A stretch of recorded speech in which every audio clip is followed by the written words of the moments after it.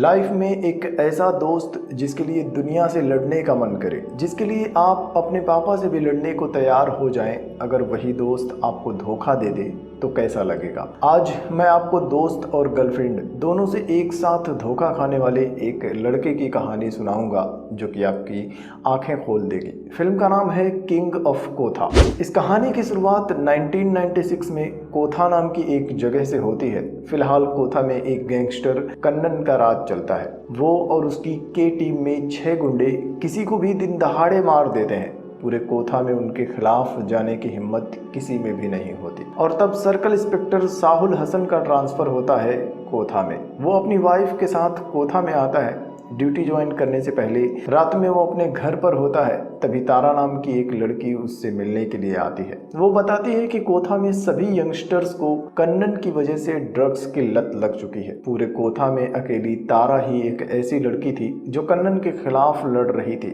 लेकिन आखिर तारा में इतनी हिम्मत कैसे आई और कन्नन उसे क्यों नहीं मारता, इसका जवाब आपको आगे कहानी में मिल जाएगा। खैर, तारा से कोथा और कन्नन के बारे में जानने के बाद हसन उससे कहता है कि मैं अपनी ड्यूटी निभाऊंगा और कोथा से कन्नन का नामो निशान मिटा दूंगा। अगली सुबह हसन पुलिस स्टेशन जाता है। वो एसआई टोनी और एएसआई जनार्दन से मिलता है जो कि कोथा के सारे क्रिमिनल्स की रजिस्टर दिखाते हैं। जिसके बाद हसन उनसे कन्नन और उसकी के टीम के बारे में पूछता है। टोनी उससे कहता है कि आपको कन्नन से दूर ही रहना चाहिए। इसके बाद वो हसन को उससे पहले वाले सीआई विजय के बारे में बताता है। दरअसल विजय ने कन्नन का 2 किलो कोकीन जब्त कर लिया था, जिसके बाद कन्नन ने विजय के घर जाकर उसके पैर में चाकू मारकर उसे घायल कर दिया था और बीच मार्केट में वो खबरी का हाथ भी काट देता है। इसी की वजह से हसन का ट्रांसफर कोथा में हुआ था। लेकिन हसन फिलहाल कन्नन से नहीं डरता। वो टोनी के साथ कन्नन से मिलने के लिए उसके बार में जाता है। कन्नन अपने कमरे में होता है, उसके साथ उसकी पूरी के टीम भी होती है। हसन उन सबको पुलिस स्टेशन चलकर रजिस्टर पर साइन करके वापस आने के लिए कहता है। कन्नन उसकी बात से गुस्सा हो जाता है, लेकिन तभी कन्नन को जीनू नाम के एक लड़के का कॉल आता है जो कि कन्नन की वाइफ मंजू का छोटा भाई है। वो कन्नन से कहता है कि मैं रीतू से प्यार करता हूँ। कन्नन उससे कहता है कि तुम्हें तो हर दूसरे दिन किसी न किसी लड़की से प्यार हो ही जाता है, लेकिन तुम रीतू को जाने दो क्योंकि वो राजू की बहन है। फोन कट करने के बाद हसन कन्नन के ऊपर गन पॉइंट करके पुलिस स्टेशन चलने के लिए कहता है, लेकिन कन्नन उल्टा हसन को ही मारने लगता है और उससे कहता है कि 10 साल कोशिश करने के बाद फाइनली तुम्हारी बीवी अब प्रेग्नेंट है और अगर तुम मेरे खिलाफ गए तो सोच लेना तुम्हारी बीवी और होने वाले बच्चे का क्या होगा। फाइनली हसन भी कन्नन से डरने लगता है और अपनी इंसल्ट करवाने के बाद वहां से वापस आ जाता है। वो अब एक दूसरे बार में जाकर शराब पी रहा होता है। तब टोनी उसके पास आकर कहता है कि मैंने आपको पहले ही कन्नन से दूर रहने के लिए कहा था। हसन उससे पूछता है कि कन्नन ने किसी राजू के बारे में बात की थी, वो कौन है। इसके बाद टोनी राजू के बारे में बताने के लिए उसे लेकर काली कुट्टी नाम की एक औरत की चाय की दुकान पर जाता है और बताता है कि यह औरत कन्नन की माँ है। कन्नन ने अपनी वाइफ मंजू के कहने पर इसे घर से निकाल दिया है। फिर वो हसन को लेकर राजू के घर जाता है। राजू के पापा रवि कपड़ा सिल रहे होते हैं। टोनी बताता है कि रवि एक टाइम में कोथा पर राज करता था, लेकिन राजू की माँ के कहने पर उसने सब कुछ छोड़ दिया था। लेकिन राजू अपने पापा की तरह ही था, वो मारपीट करता रहता था। इसलिए राजू की माँ और पापा दोनों अब उससे बात नहीं करते थे और राजू की छोटी बहन रीतू को राजू से मिलने भी नहीं देते थे। इसके बाद वो दोनों एक फुटबॉल क्लब के पास जाते हैं जिसे कि राजू ने ही अपने दोस्तों के साथ मिलकर शुरू किया था। टोनी बताता है कि कन्नन और मैं भी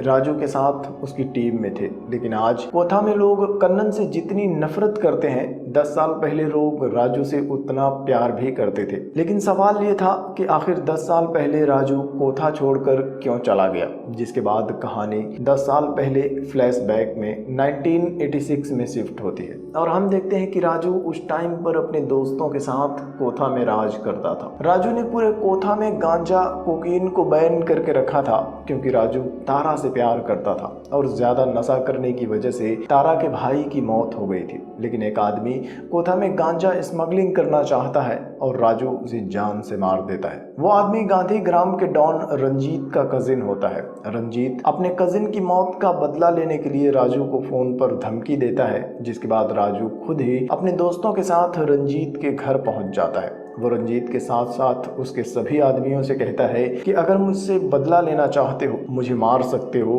तो सामने आकर दिखाओ। लेकिन रंजीत अपने सभी आदमियों को रोक लेता है क्योंकि वो राजू के पापा कोथा रवि की रिस्पेक्ट करता है। राजू पूरे कोथा में राज करता है और गरीबों की प्रॉब्लम में उनके साथ खड़ा रहता है और इस वजह से कोथा के लोग उससे बहुत प्यार करते हैं। खैर, कुछ दिन बाद कन्नन उससे कहता है कि हमें अपने एरिया में गांजा कोकीन स्मगलिंग का बिजनेस शुरू कर देना चाहिए, लेकिन राजू साफ मना कर देता है और वो कन्नन से कहता है कि तारा की वजह से हम ऐसा कभी नहीं करेंगे और ये बात तुम्हें तब समझ में आएगी जब तुम्हें भी किसी से प्यार हो जाएगा। इसके थोड़ी देर बाद ही राजू की छोटी बहन रीतू भी उनके अड्डे पर आ जाती है। आज रीतू का बर्थडे होता है। राजू की तरह वो भी अपने भाई से प्यार करती है। वो राजू के साथ मिलकर अपना बर्थडे सेलिब्रेट करना चाहती है। राजू अपनी पूरी टीम के साथ रीतू का बर्थडे सेलिब्रेट करता है। शाम को भी रीतू उनके साथ ही बैठकर कार्टून देख रही होती है। तभी राजू को एक कॉल आता है और राजू मार्केट में चला जाता है। उसी टाइम राजू की माँ मालती वहाँ आ जाती है और राजू के पास आने की वजह से वो रीतू को मारने लगती है। कन्नन उसे रोकने की कोशिश में धक्का दे देता है। ये देखकर राजू का बाप कोथा रवि गुस्सा हो जाता है। वो कन्नन के साथ फाइट करने लगता है। कन्नन रवि को मारने के लिए चाकू निकालता है, लेकिन रवि के हाथों ने तो सिर्फ हथियार छोड़े थे, चलाना नहीं भूला था। रवि उसका ही चाकू छीनकर उसे ही घायल कर देता है और अपने घर चला जाता है। इस फाइट की वजह से राजू भी गुस्से में अपने घर आता है और अपने पापा के साथ ही मारपीट करने लगता है क्योंकि कन्नन को कोई हाथ भी लगाए ये राजू को अच्छा ही नहीं लगता। रवि उसे भी मारकर अपने घर से भगा देता है। राजू कन्नन के घर आ जाता है। घर पर कन्नन अपनी माँ के साथ होता है जो कि राजू को भी अपने बेटे के जैसा मानती है। राजू कन्नन से अपने घर पर ही रहकर आराम करने के लिए कहता है। अगले दिन रंजीत के कुछ आदमी राजू के अड्डे पर आते हैं। वो लोग राजू को तारा का एक फोटो देते हैं जिसमें तारा अपने एक जर्नलिस्ट दोस्त निखिल के साथ में होती है। फोटो देखकर राजू गुस्से में रंजीत के अड्डे पर जाता है क्योंकि रंजीत ने दोनों को एक साथ देखकर तारा को पकड़ लिया था, लेकिन निखिल भाग गया था। रंजीत भी तारा पर नाराज होता है क्योंकि तारा की वजह से ही राजू उसे कोथा में स्मगलिंग नहीं करने दे रहा था। वो तारा को जबरदस्ती गांजा पिलाने की कोशिश करता है जिसे देखकर राजू गुस्सा हो जाता है और रंजीत के आदमियों की धुलाई करना शुरू कर देता है। उसकी फाइट देखकर रंजीत और उसके आदमी डर जाते हैं, जिसके बाद राजू तारा को अपने साथ लेकर जाता है और उसे उसके घर पर छोड़ देता है। तारा उससे कहती है कि मैं तुम्हें चीट नहीं करना चाहती थी, लेकिन तुम्हें ना कहने की हिम्मत भी मुझ में नहीं है। खैर, राजू उससे बहुत गुस्सा होता है और उसे गालियां देकर उसके साथ ब्रेकअप कर लेता है, लेकिन उसके गम में राजू अपनी जिंदगी से हार चुका था। वो अब हमेशा शराब के नशे में ही डूबा रहता है और ऐसे ही कई दिन बीत जाते हैं। राजू के कई सारे दुश्मन थे जो उससे बदला ले सकते थे और इस डर के मारे राजू के सभी दोस्तों ने उसका साथ छोड़ दिया था और राजू की कमजोरी का फायदा उठाकर कन्नन भी रंजीत से हाथ मिला लेता है और उसके साथ मिलकर कोथा में कोकीन का धंधा शुरू करना चाहता है। वो रंजीत के पास जाता है और एक बॉक्स में कोकीन लेकर कोथा में आ रहा होता है, लेकिन तब तक राजू को यह बात पता चल जाती है। वो रास्ते में ही कन्नन को रोक लेता है और बॉक्स में कोकीन देखने के बाद वो कन्नन की जमकर पिटाई करता है,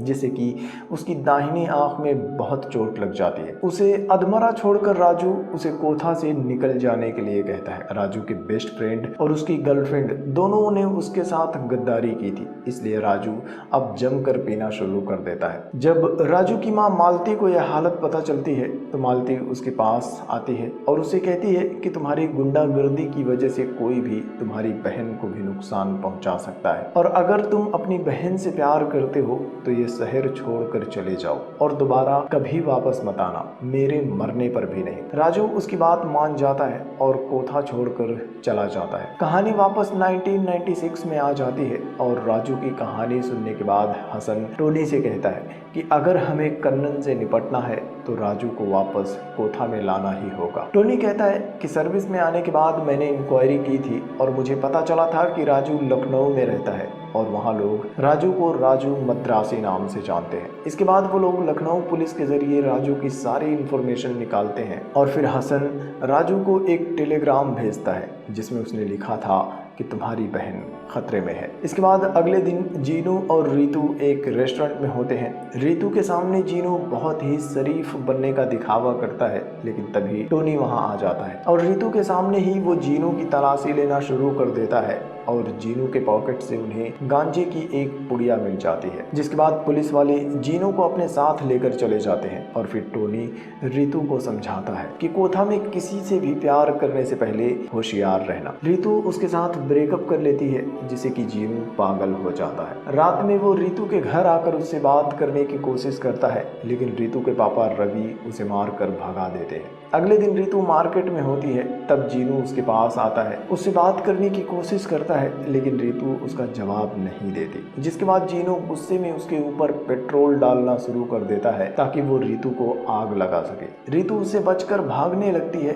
रास्ते में उसे टोनी मिल जाता है और वो कांस्टेबल के साथ रीतू को घर भेज देता है। इसके बाद वो जीनू को पकड़ने के लिए मार्केट के अंदर जाता है और तब वो देखता है राजू को। राजू कोथा में आते ही मार्केट के अंदर ही सबके सामने जीनू को जान से मार देता है। इधर मंजू को जब अपने भाई की मौत के बारे में पता चलता है तो वो जीनू की लाश को फ्रीजर में रखवा देती है और कसम खाती है कि जब तक मैं राजू की लाश नहीं देख लूंगी तब तक अपने भाई का अंतिम संस्कार नहीं करूंगी। दूसरी तरफ राजू शाम को पहली बार अपने घर जाता है। वो अपनी बहन से मिलता है और उससे कहता है कि अब मैं आ गया हूँ, इसलिए अब तुम्हें किसी भी चीज की फिक्र करने की जरूरत नहीं है। राजू वहां से कन्नन के बार में जाता है। थोड़ी देर बाद कन्नन भी अपनी के टीम के साथ उससे मिलने के लिए आता है। वो राजू को जान से मारने के लिए आया था, लेकिन तभी कन्नन को लखनऊ से उसके एक आदमी का कॉल आता है। कन्नन ने उसे राजू की इंक्वायरी करने के लिए कहा था। वो आदमी कन्नन को बताता है